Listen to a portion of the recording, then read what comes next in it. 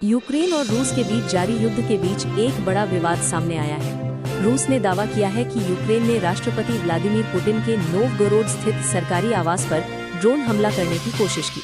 रूस के अनुसार 28 और 29 दिसंबर की रात यूक्रेन ने कुल 91 ड्रोन दागे, जिन्हें रूसी एयर डिफेंस सिस्टम ने मार गिराया। रूसी विदेश मंत्री सर्गेई लावरोव ने इस हमले को आतंकवादी कार्रवाई बताया और कहा कि रूस इसका करारा जवाब देगा। हालांकि रूस की ओर से अब तक इस कथित हमले का कोई वीडियो या ठोस सबूत जारी नहीं किया गया है।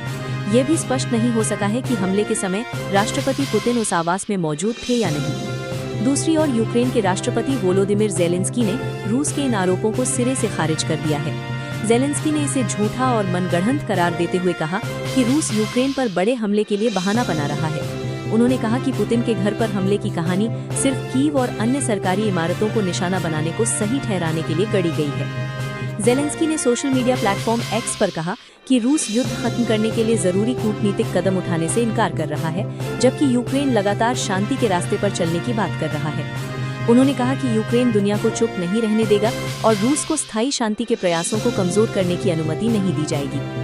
इधर रूसी विदेश मंत्री सर्गेई लावरोव ने कहा है कि यूक्रेन के खिलाफ पलटवार के लिए समय और लक्ष्य तय कर लिए गए हैं। रूस के विदेश नीति सलाहकार यूरी उशाकोव के मुताबिक पुतिन ने इस कथित हमले की जानकारी अमेरिका के राष्ट्रपति डोनाल्ड ट्रंप को फोन पर दी, जिस पर ट्रंप ने हैरानी जताई। ये घटनाक्रम ऐसे समय सामने आया है जब हाल ही में ज़ेलेंस्की और ट्रंप के बीच युद्ध समाप्ति को लेकर लंबी बातचीत हुई थी। ज़ेलेंस्की ने बताया कि अमेरिका ने यूक्रेन को 15 साल की सुरक्षा गारंटी देने का प्रस्ताव रखा है। हालांकि उनका मानना है कि रूस को रोकने के लिए 50 साल की गारंटी ज्यादा प्रभावी होगी। ज़ेलेंस्की ने कहा कि यूक्रेन और रूस शांति समझौते के अब तक सबसे करीब हैं, लेकिन सेना की वापसी और ज़ापोरिज्जिया परमाणु संयंत्र के भविष्य जैसे मुद्दों पर बातचीत अभी अटकी हुई है।